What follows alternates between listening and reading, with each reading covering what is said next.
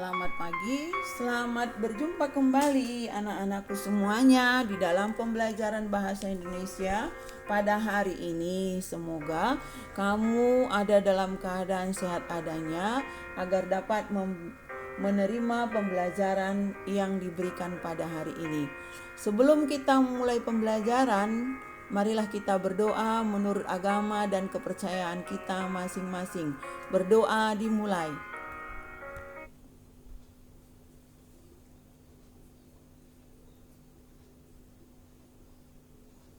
Berdoa selesai. Baik anak-anakku semuanya, kita berjumpa dalam pembelajaran hari ini dalam masih seputar teks deskripsi. Ini penyajian materi teks deskripsi yang terakhir, yaitu menyajikan lisan, menulis teks. Menyajikan lisan dan menulis teks. Ya, dalam kompetensi dasar masih 42, yaitu menyajikan data gagasan dan kesan dalam bentuk teks deskripsi tentang objek, tempat wisata, tempat bersejarah, secara lisan dan tulisan dengan memperhatikan struktur dan aspek kebahasaan baik secara lisan dan tulisan. Nah, tetapi hari ini kita materinya menyajikan lisan dan menulis teks deskripsi. Ya, buka buku kamu halaman 36. Ya, halaman 36. Hal utama yang harus diperhatikan dalam menyajikan teks deskripsi secara lisan adalah suara, karena ini berkaitan dengan lisan. Kejelasan dan intonasi suara menjadi faktor yang menentukan mudah atau tidaknya informasi tersebut dipahami oleh pendengar. Nah, dan juga gerak-gerik tubuh juga perlu digunakan untuk meyakinkan pendengar. Nah, itulah di dalam penyajian teks deskripsi yang harus kita pahami dari awal. Nah, adapun hal-hal yang perlu kita perhatikan dalam penyampaian teks deskripsi secara lisan adalah sebagai berikut. Pertama, materi. Materi dalam teks deskripsi dapat berupa gambaran objek yang diamati. Ya, ini materinya ini tidak diuraikan di dalam bukumu. Oleh karena itu, kamu perhatikan tayangan saya ini, nak. Nah, sembari nanti setelah kau dengar, kamu catat dan kamu pahami. Oke? Beberapa hal yang perlu kalian perhatikan dalam penyampaian teks deskripsi secara lisan yaitu sebagai berikut. Pertama dulu, materi. Materi dalam teks deskripsi dapat berupa gambaran objek yang diamati, dilihat, didengar, dan dirasakan. Misalnya, tayangan video, atau gambar, atau radio. Kalau video, itu dilihat, oke? Nah, kemudian B. Pola pengembangan yang digunakan adalah pola pengembangan spasial atau sudut pandang. Ya, seperti pertemuan yang kemarin, ya bagaimana cara kita mendeskripsi itu sesuai dengan sudut pandang si A, si B, si C. Saya katakan itu indah, itu menurut sudut pandang saya. Yang B menyatakan itu sedang dan lain sebagainya. Itu maksudnya pola pengembangan teks deskripsi itu berdasarkan sudut pandang. Ya, kita lanjut. C. Bahasa yang digunakan, ya, bahasa yang kita gunakan yaitu bahasa yang efektif dalam teks deskripsi ini.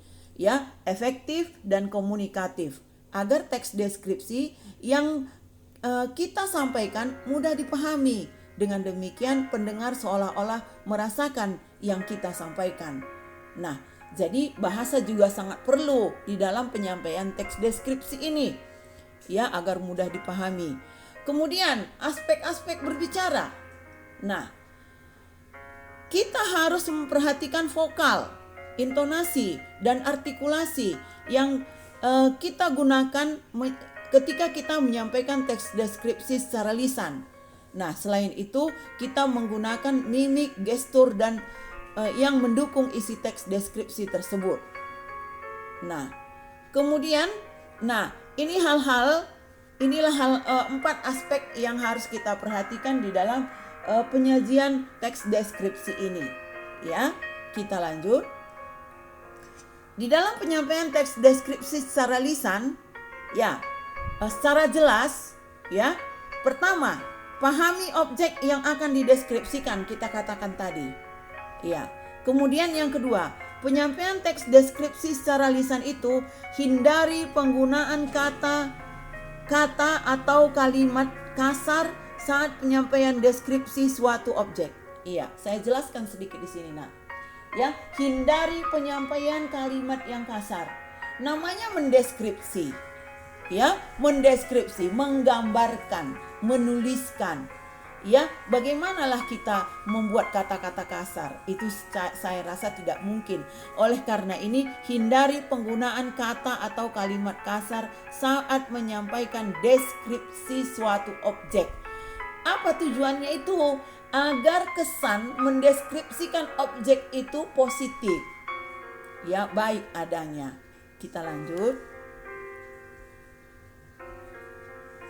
Penyampaian teks deskripsi yang ketiga, hindari kata atau kalimat yang bersifat subjektif, menyerang pribadi atau fisik seseorang dan menjatuhkan objek yang dideskripsikan. Iya. Hindari kata yang bersifat subjektif. Iya. Jadi misalnya, Nak, ya, mendeskripsikan seseorang itu. Jangan kita mendeskripsikan ayahku yang tangguh. Misalnya kita deskripsikan ayah kita, ayahku yang tangguh. Sementara kita mendeskripsikan ayahku yang tangguh, ibuku yang loyo, kita bilang ibuku yang loyo, atau kakakku yang degil. Itu tidak boleh. Nah, jangan sekali-sekali kita mendeskripsikan seseorang itu tidak sesuai dengan keadaan. Itu dulu satu. Yang kedua, jangan sekali-sekali kita mendeskripsikan sesuatu itu kemudian mengasuhkan yang lain atau menjatuhkan yang lain. Nah, itu maksudnya di sini. Hindari kata atau kalimat yang bersifat subjektif atau menyerang pribadi. Oke, kita lanjut. Kemudian yang keempat, hindari kata-kata yang mengandung sara untuk mendeskripsikan objek.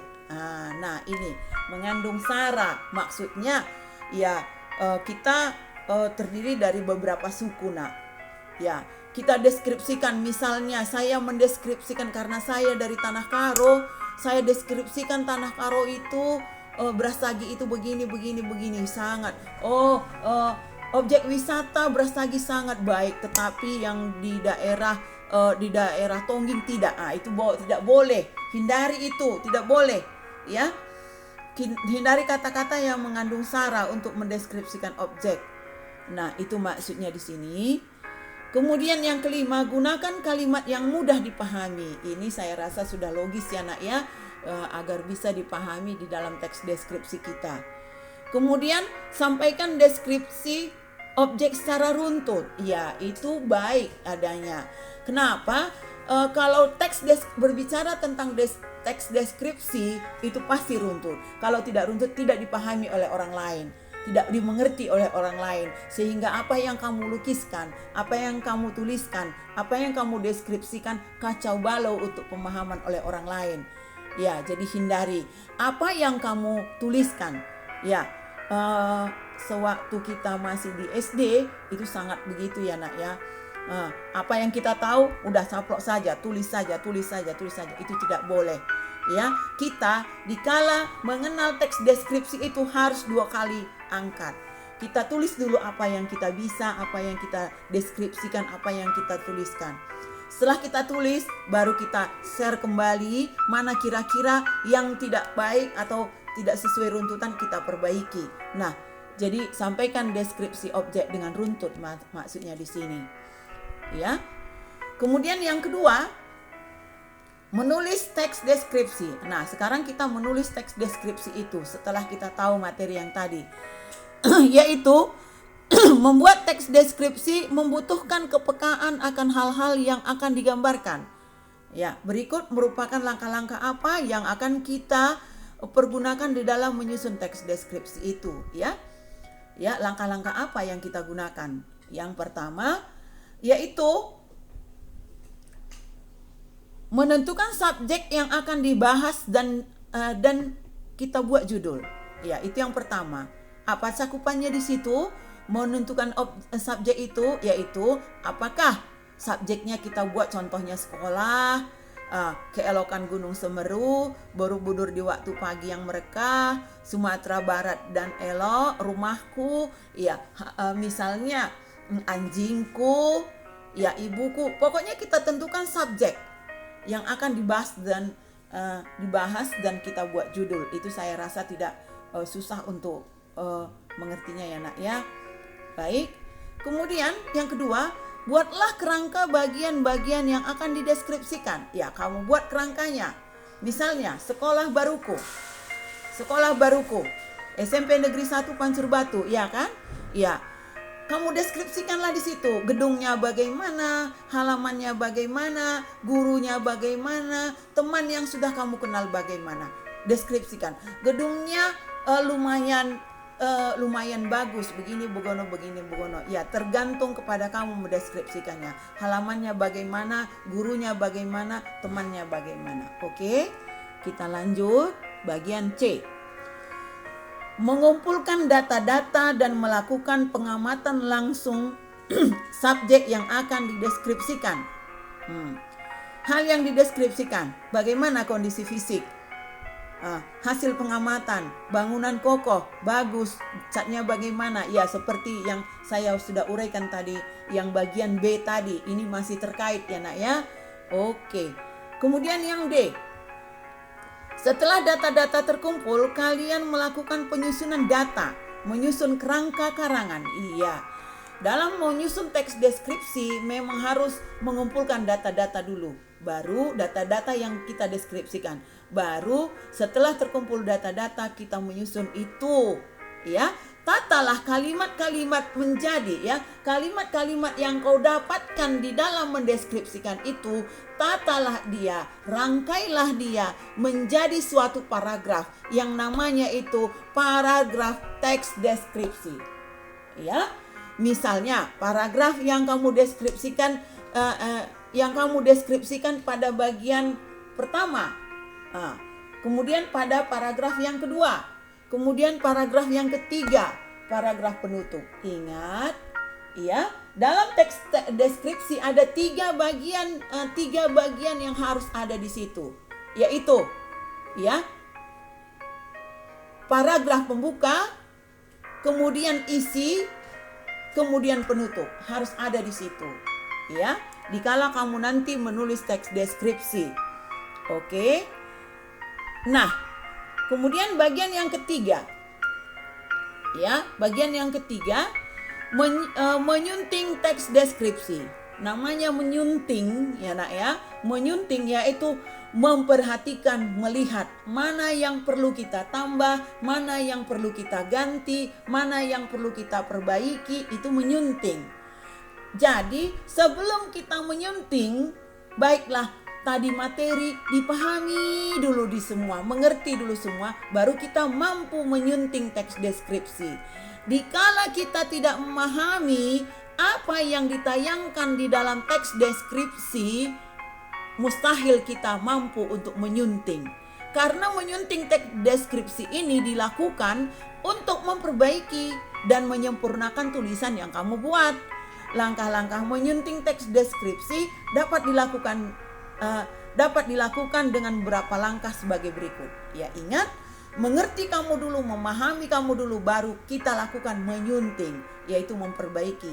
Langkah-langkah menyunting ada beberapa hal. Yang pertama, ya, ketepatan penulisan ejaan. Ya, ejaan. Nah, ini bahasa Indonesia nak. Jadi kamu tulis bagus-bagus, tulisanmu diperbaiki semuanya. Yang tidak bagus itu banyak yang tidak terbaca tulisanmu. Nah, kemudian pemakaian ejaan, ketepatan penggunaan kata-kata, penggunaan kalimat efektif, keterpaduan paragraf. Nah, jadi untuk memakaikan hal ini semuanya itu perlu latihan. Ya, perlu latihan.